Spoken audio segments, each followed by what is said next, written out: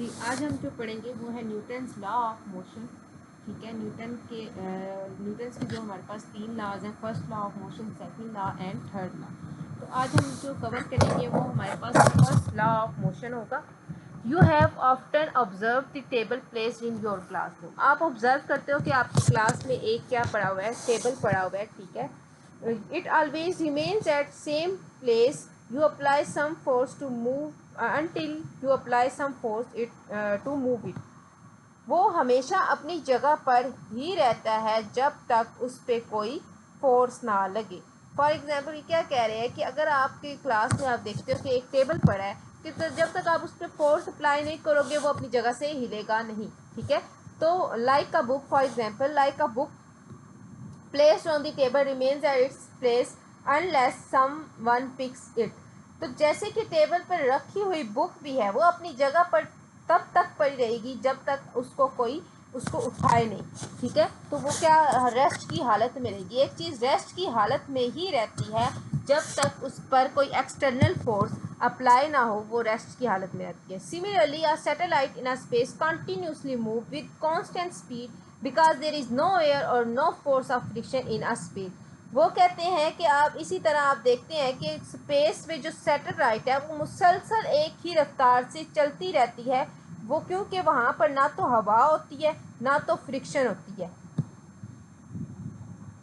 क्या वजह है कि जो स्पेस है उसमें सैटेलाइट कंटिन्यूसली मूव करते हैं? क्योंकि वहाँ पे कोई एक्सटर्नल फोर्स अमल नहीं कर रही होती, ना तो हवा होती है ना फ्रिक्शन होती है जिसकी वजह से वो रुक जाए। ठीक है, तो इसलिए वो अपनी कंटिन्यूसली अपनी मूवमेंट जारी रखती है, बिना रुके वो घूमता रहता है। ठीक है, तो इसी तरह अगर आप देखो कि मैं आपको एक और एग्जांपल दूं कि इसी तरह अगर आप बाल ज़मीन पर रोल करते हो, जैसे कि एग्जांपल है contrary to above examples, a bar rolling on the ground however stop after some time. तो आप जो ज़मीन पर आप जो बॉल किक मारते हैं, ठीक है, आप फुटबॉल खेलते हैं, तो जब आप उसको किक मारते हैं वो आप आखिर में कुछ टाइम बाद जाके रुक जाती है। ऐसा क्यों होता है? क्योंकि उस पर एक्सटर्नल फोर्सेस काम कर रही होती हैं। ठीक है, जैसे कि उसमें हवा की रेजिस्टेंस होती है। उसके बाद हमारे पास फ्रिक्शन फोर्स होती है, ज़मीन फोर्स, वो फोर्स बाल को रोकने की कोशिश करती है। तो ये एक्सटर्नल फोर्स उस पर अप्लाई हो रही होती है जिसकी वजह से वो बाल रुक जाती है। ठीक है, फुटबॉल को आप किक मारते हैं तो वो कुछ देर बाद रुक जाती है। क्यों रुकती है? क्योंकि उस पर एक्सटर्नल फोर्सेस काम कर रही है, वहाँ पे हवा भी होती है और फ्रिक्शन भी होती है जिसकी वजह से वो रुक जाती है। Because friction of a ground and air resistance exert force on it and change it's state of motion और डायरेक्शन ऑफ मोशन। वही बात, क्योंकि ज़मीन की जो हमारे पास फ्रिक्शन होती है और हवा की जो रेजिस्टेंस होती है, यानी हवा की मुज़ाहमत इसे कहते हैं रेजिस्टेंस, तो उस पर फोर्स लगाती है जिसकी वजह से वो अपनी जो वो मोशन है उसको चेंज कर देती है। बाहर रुक जाती है क्योंकि ज़मीन और हवा को इसको क्या कर रहे होते हैं, खींच रहे होते हैं। ठीक है, आपको पता है ज़मीन की कैविटी उसको अपनी तरफ खींच रही होती है, तो इस वजह से बाहर रुक जाती है। जबकि सैटेलाइट क्यों नहीं रुकता? क्योंकि उस पर कोई एक्सटर्नल फोर्स अप्लाई नहीं हो रही थी। अच्छा, न्यूटन का फर्स्ट लॉ क्या कहता है हमारे पास? A body continue its states of rest और of uniform motion in a straight line unless an external force act on it. तो ये वही बात बता रहा है कि न्यूटन का पहला लॉ क्या कहता है कि कोई जिस्म अपनी रुकी हुई हालत या सीधी लाइन में यकसा हरकत की हालत में रहता है जब तक उस पर बाहर की कोई फोर्स अमल ना करे। तो ये हमारे पास पहला ट्रू होता है। तो यही बात है, ऐसे ही है कि जब तक किसी जिस्म पे कोई फोर्स अमल ना करे तब तक वो जिस्म किस हालत में रहता है? रेस्ट की हालत में रहता है। मोशन की हालत में कब आता है? जब उस पर कोई एक्सटर्नल फोर्स अप्लाई की जाए। The Newton's first law is also called law of inertia. इसको इनर्शिया का कानून भी कहते हैं। You may have sometimes observe that you put your bag on a seat next to you। आपने अक्सर महसूस किया होगा गाड़ी में जब आप खुद बैठते हैं अपने साथ, अपना साथ वाली सीट पर आप अपना बैग रख देते हैं। Whenever the bus stops suddenly the bag slides forward of the seat। जब बस अचानक रुकती है तो बैग सीट से नीचे को फिसल जाता है। ठीक है, ऐसे ही होता है ना, जब आप बैग रखो अचानक स्पीड लगती है तो आप ये आगे की तरफ रुकते होते हैं। हालांकि आपकी जो नीचे वाला पोर्शन होता है वो रेस्ट की हालत में होता है, ऊपर वाला पोर्शन मूव होता है। तो आपका बैग क्या होता है? क्योंकि बैग के पे वो अचानक रुकने की वजह से बैग जो होता है सीट से फिसल जाता है और नीचे जाता है।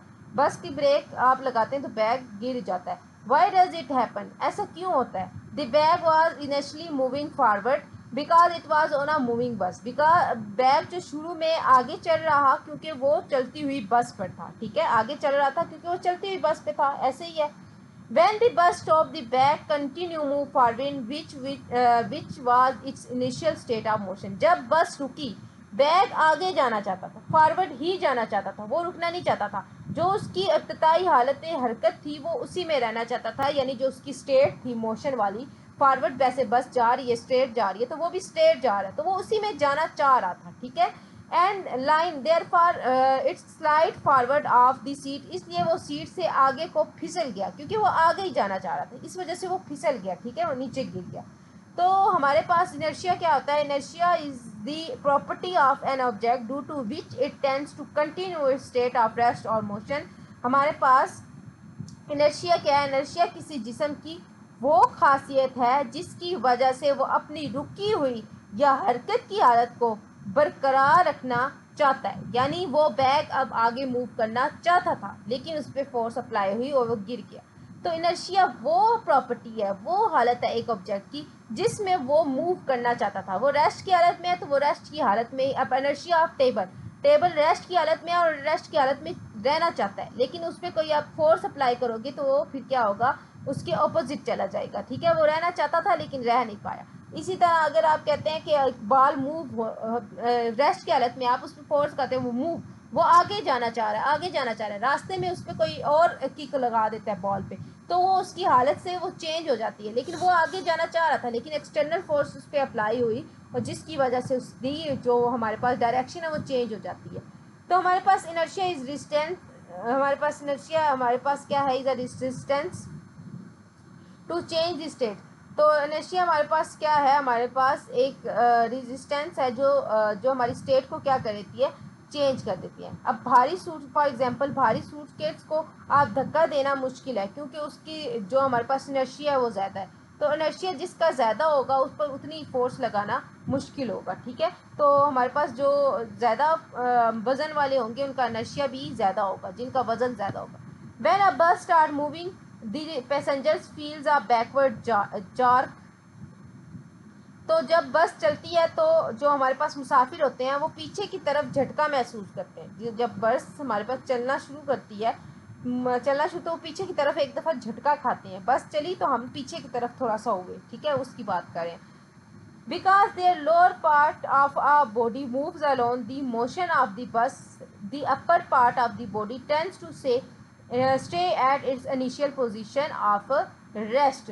वो क्या कहते हैं? क्योंकि जिस्म का नीचे वाला हिस्सा बस के साथ मतलब चल रहा होता है, लेकिन ऊपर वाला हिस्सा अपनी रुकी हुई जो स्टार्ट वाली हालत में रहना चाहता था, लेकिन बस ने अचानक उस पर फोर्स लगी और वो पीछे मूव हो गया, ठीक है। On the other hand when you stop pedalling your bicycle it does not stop at once.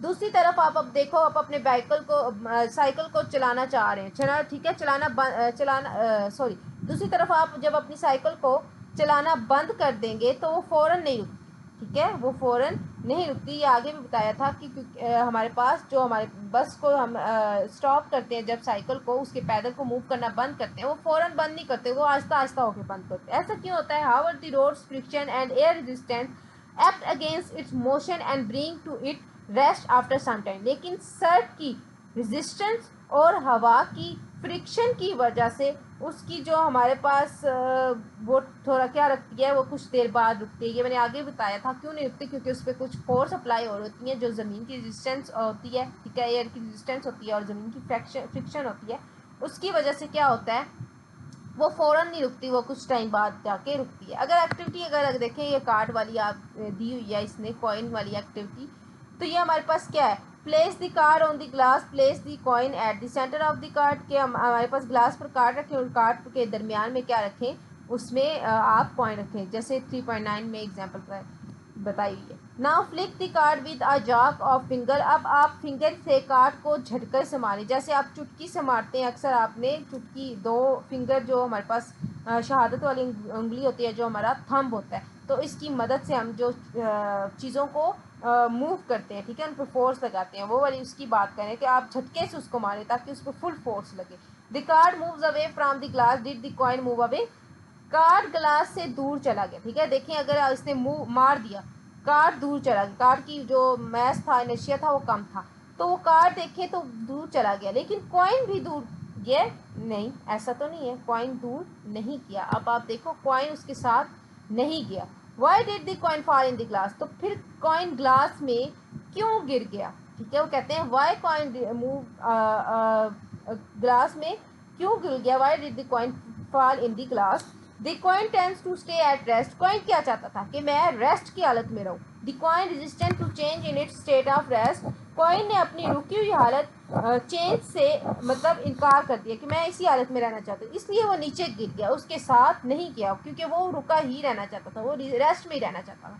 लेकिन जैसे ही आपने उस कागज़ को जो ग्लास के ऊपर कागज़ रखा था, काट रखा था, उसको मूव किया, तो वो तो चला गया, लेकिन कॉइन क्या, वो चाहता था कि मैं रेस्ट में रहूँ, इसलिए वो उसके साथ आगे नहीं गया, वो नीचे गिर गया उसी हालत में, ठीक है, उसी रेस्ट की हालत में वो नीचे पानी में गिर गया। तो ये हमारे पास फर्स्ट लॉ ऑफ मोमेंटम था, ठीक है। इसके बाद हमारे पास सेकंड लॉ ऑफ मोशन आता है। सेकंड लॉ ऑफ मोशन क्या कहता है, Newton second law of motion describe the relation,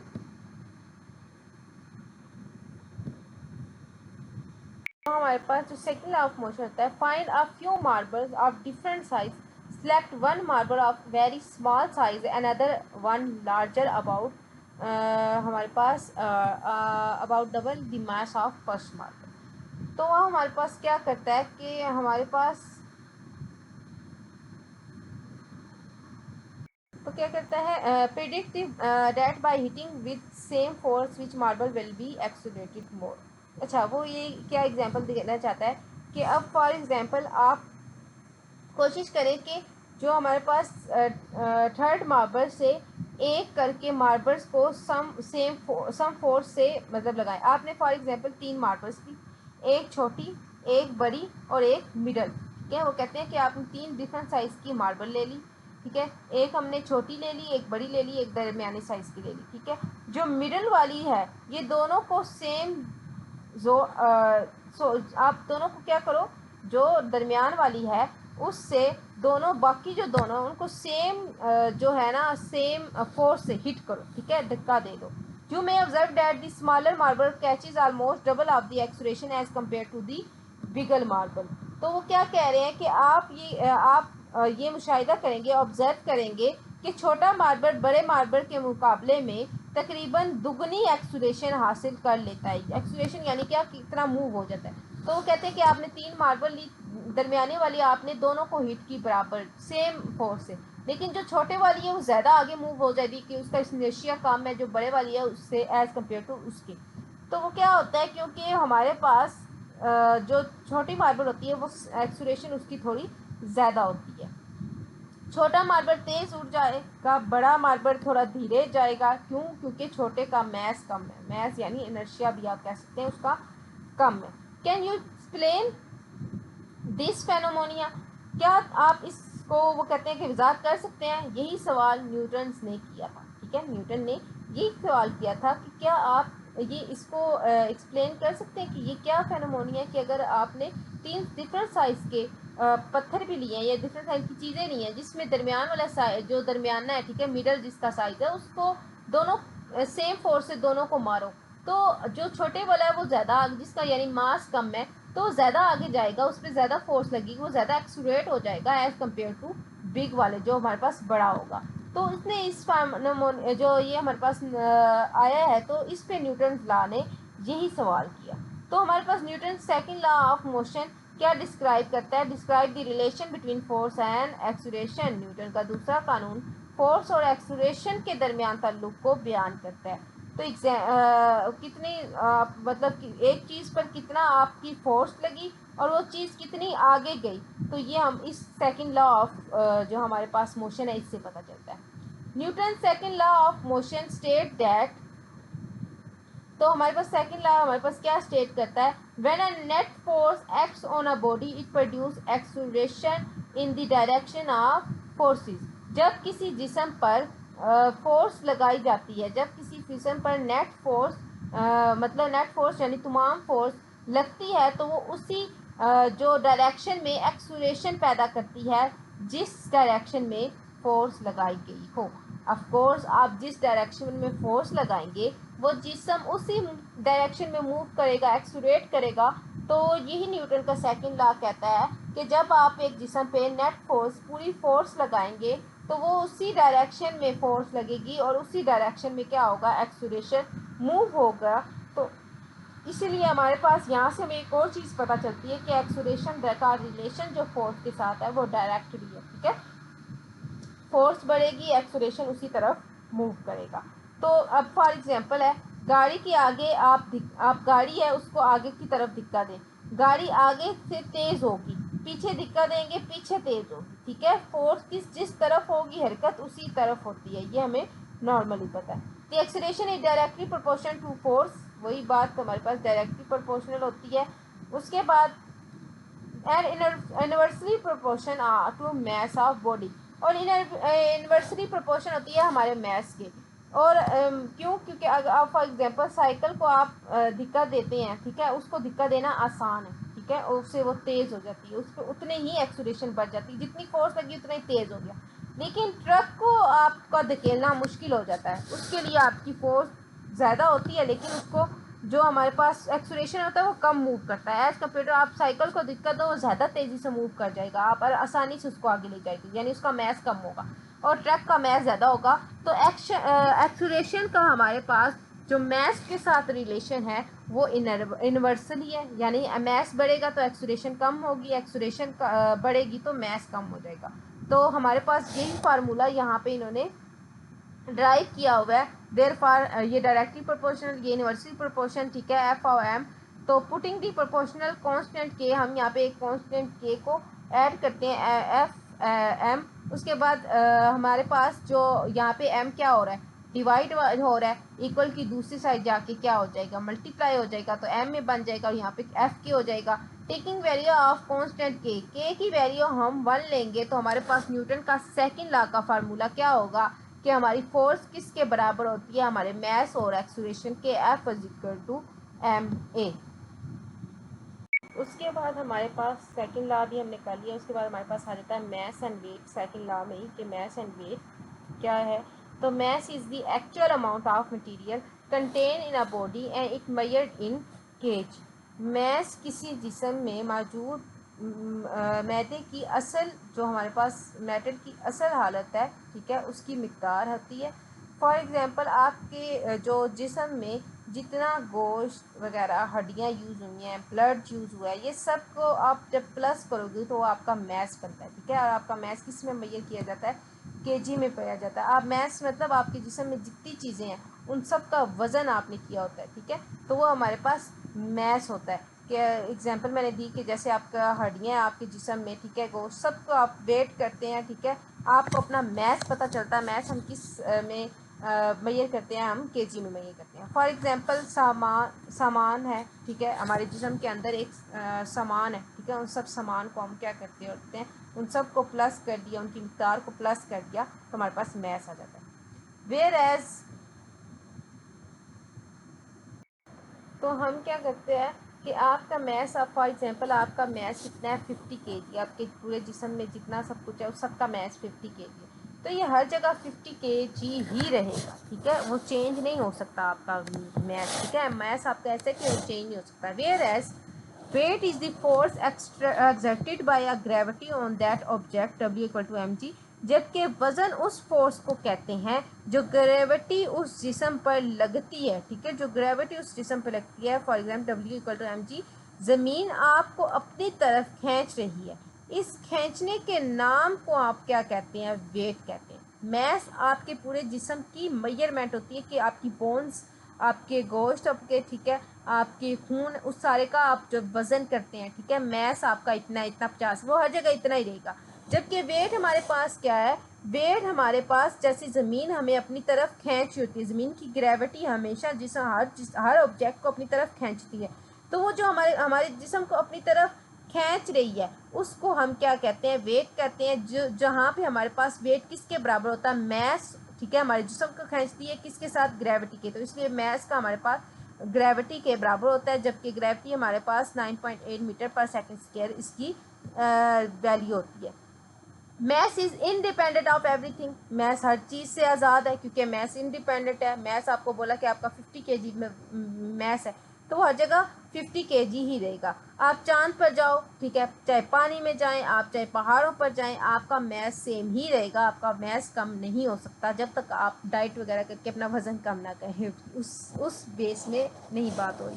तो ये इस बेस में बात हो रही है कि जो आपका मैस होता है कि 50 के, आप कहीं भी चले जाओ वेट मैस आपका वही रहेगा, ठीक है। But weight is different on the earth, moon and the other places due to difference of gravitational pull. लेकिन वेट डिफरेंट हो क्यों, लेकिन वजन हमारे पास ज़मीन है, चांद है, ठीक है, दूसरी जो भी जगह पे जाते हैं तो वहाँ पर उसकी ग्रेविटी की खींचने से अलग हो जाता है। वो उस पर अगर आप पानी में है तो वहाँ पे जो आप पे ग्रेविटी लगती है, ठीक है, जहाँ पे भी है तो जो ग्रेविटी आप पर लग रही है, ठीक है, आपको खींचने पे, आपके वेट को, जिस्म को खींचने में जो ग्रेविटी लग रही है तो ये चेंज होती रहती है। तो वेट हमारे पास चेंज होता है जबकि मैस हमारे पास इंडिपेंडेंट होता है, वो चेंज नहीं हो सकता। ज़मीन पर आप 50 kg हैं, ठीक है, चांद पर आपका वज़न 50/6, तो इसी को अगर आप करें, ठीक है, अब फॉर एग्जांपल आपका कहते हैं कि आपका अर्थ पर वज़न है 50 kg और आप चांद पर आपका वेट करना है, तो आपको क्या करेंगे, हम 50 को जो हमारे पास ग्रेविटेशनल फोर्स है उससे मल्टीप्लाई करेंगे, ठीक है, क्योंकि चांद की हमारे पास जो ग्रेविटी होती है वो कम होती है। तो चांद की, ये ज़मीन की ग्रेविटी होती है 9.8, तो चांद की ग्रेविटी हमारे पास और होती है, तो उसके अकॉर्डिंग हमारा वेट क्या हो जाएगा, चेंज हो जाएगा, ठीक है। Mass is the amount of matter present in a body, mass जिस्म में मौजूद मादे की मिकदार है, ठीक है। मैदा यानी मैटर हमारे पास मादा होता है, ठीक है। तो ये क्या होती है, मादे की मिकदार हमारे जिस्म में जो पाई जाती है, हमारे मैस हमारे पास वो है। वेट क्या है, weight is the measure of the how strongly gravity pulls on that matter, जबकि वज़न ये नापा जाता है कि ग्रेविटी उसकी जो हमारे पास मैटर हमारे अंदर उसको कितनी ज़ोर से खींचती है, कितनी फोर्स लगा के खींचती है, वेट हम उसे कहते हैं। 1 kg लोहा और 1 kg रुई का मैस बराबर है, ठीक है। अगर आप देखो लोहा है, ठीक है, उसका मैस 1 kg है, और रुई है उसका भी मैस 1 kg है। लोहा भारी होता है जबकि रुई हल्की होती है, लेकिन ज़मीन दोनों को सेम ज़ोर से क्या करती है, खींच रही होती है। Mass is the intrinsic property of the body and remains the same wherever the body might be. तो मैस जिस्म की अपनी खासियत है, जो जिस्म जहाँ भी हो सेम रहता है, ठीक है। मैस वाले जिस्म की अपनी ही वो होती है, वो जहाँ भी जाता है वो सेम ही रहता है, ठीक है। उसके बाद वेट इज़ अ फोर्स, ठीक है, weight is a force, force equal to mass acceleration. Weight एक तरह की हमारे पास फोर्स होती है और फोर्स हमारे पास पता है आपको एक्सलेरेशन और मैस के बराबर होती है।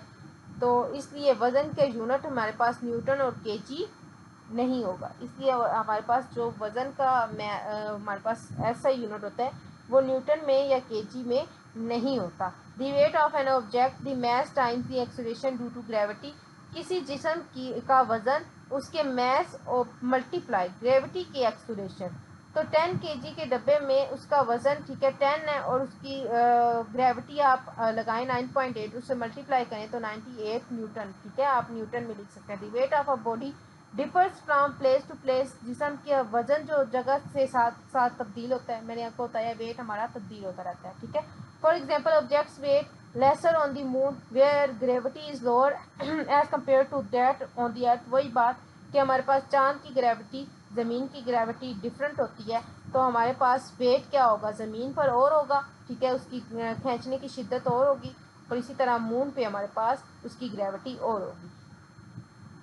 उसके बाद ज़मीन पर फॉर एग्जांपल आपका 60 kg वज़न है, ठीक है, 60 kg बंदा है, ठीक है, केजी उसका वज़न है, और ज़मीन पर उसका जो वेट है वो 588 न्यूटन है, ठीक है। वेट का ऐसा यूनिट न्यूटन होता है, तो न्यूटन है। तो चांद पर उसके जो हमारे पास वेट हो जाएगा, चांद पर उसका जो वज़न है, ठीक है, मैस है तो वो 60 kg ही रहेगा, लेकिन उसकी जो हमारे पास वेट है वो 98 न्यूटन हो जाएगा। क्यों, क्योंकि चांद की जो हमारे पास ग्रेविटेशनल वैल्यू होती है वो चेंज होती है, ठीक है। तो हमारे पास ये कंपैरिजन आ गया मैस और वेट में, इसको अच्छी तरह पढ़ लीजिएगा। जैसे कि डेफिनेशन में आ जाता है कि डेफिनेशन में mass is the quality of matter in a body regardless of its volume और of any force acting on it. Mass जिसम में मैटर की वो मकदार है जो उसके साइज कुछ भी हो या उस पर कोई फोर्स लग रही हो, ठीक है, उसका मैस सेम ही रहता है। तो weight is the measurement of gravitational force acting on the object. वजन ग्रेविटी की उस फोर्स की मेजरमेंट है जिसम जो जिसम पर लग रही होती है। अफेक्ट ऑफ ग्रेविटी, इन पर ग्रेविटी का अफेक्ट क्या होता है। Mass is always constant at any place. जाहिर बात है मैस मैंने बताया कांस्टेंट रहता है, वो चेंज नहीं होता, जबकि वेट हमारे पास depends on the gravity at place के। वेट हमारे पास डिपेंड करता है ग्रेविटी पे, ये डिपेंड नहीं करता। यूनिट ऑफ मेजरमेंट, इनके यूनिट क्या है, इसका केजी होता है और इसका मैंने बताया आपको न्यूटन होता है। तो वजन को न्यूटन में हम क्या कर रहे होते हैं, मेजर कर रहे होते हैं। उसके बाद इसके कुछ इंस्ट्रूमेंट्स हैं, ठीक है, balance and use for measurement, ठीक है। तो हमारे पास कुछ बीम बैलेंस हो गया, ठीक है, बीम वाला तराजू हो गया, स्प्रिंग बैलेंस हो गया। उसके बाद हमारे पास इलेक्ट्रॉनिक बैलेंस, ये सारे हमारे पास वज़न को मापने के लिए यूज होते हैं।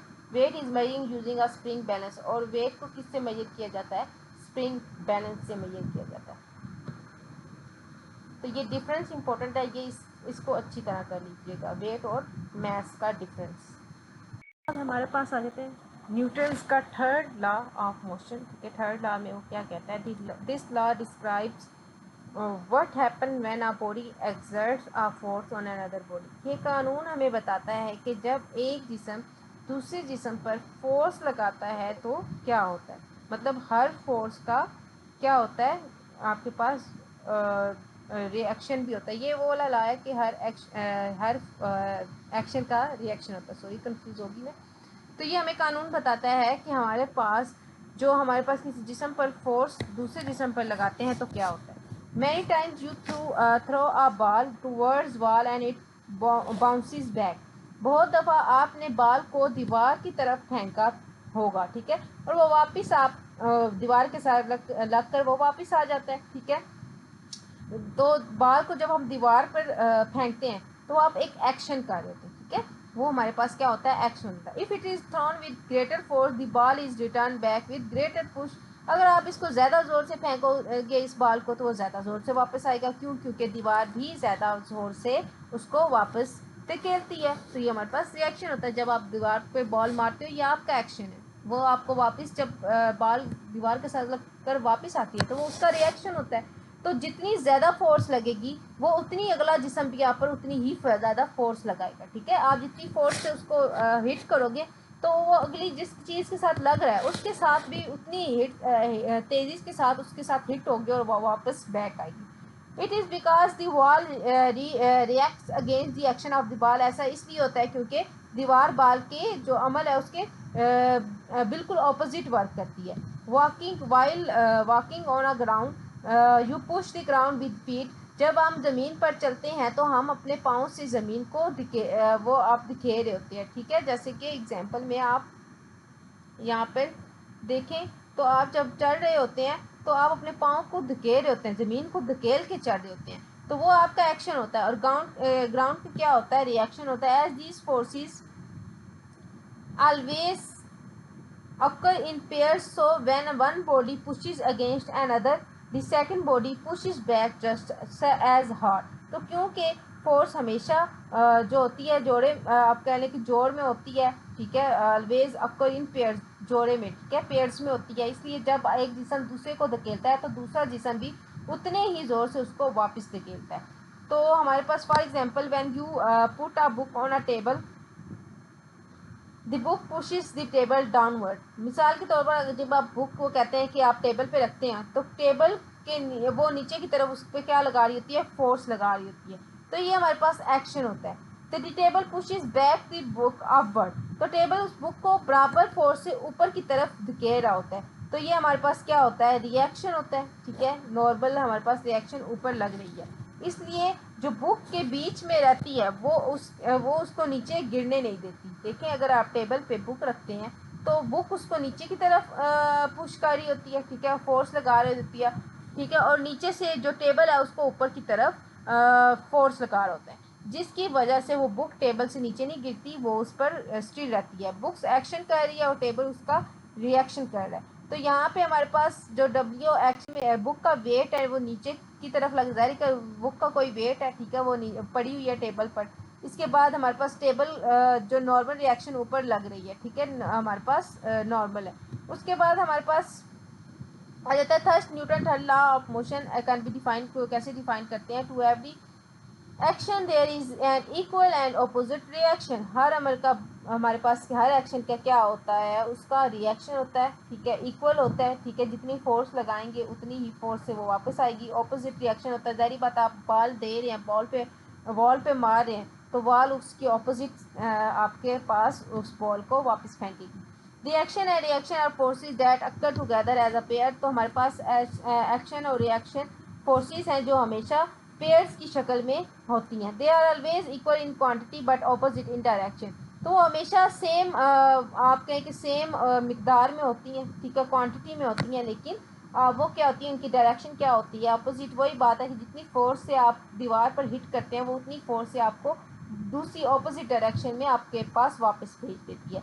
While standing on ground the gravity pools you down against the ground. जब आप ज़मीन पर खड़े होते हैं तो ग्रेविटी आपको ज़मीन की तरफ नीचे खींचती है। मैंने बताया कि हर ऑब्जेक्ट पर ज़मीन की ग्रेविटी क्या कर रही होती है, उसको अपनी तरफ खींच रही होती है। तो आप अगर ज़मीन पर खड़े तो आपको अपनी तरफ खींच, ये एक्शन है।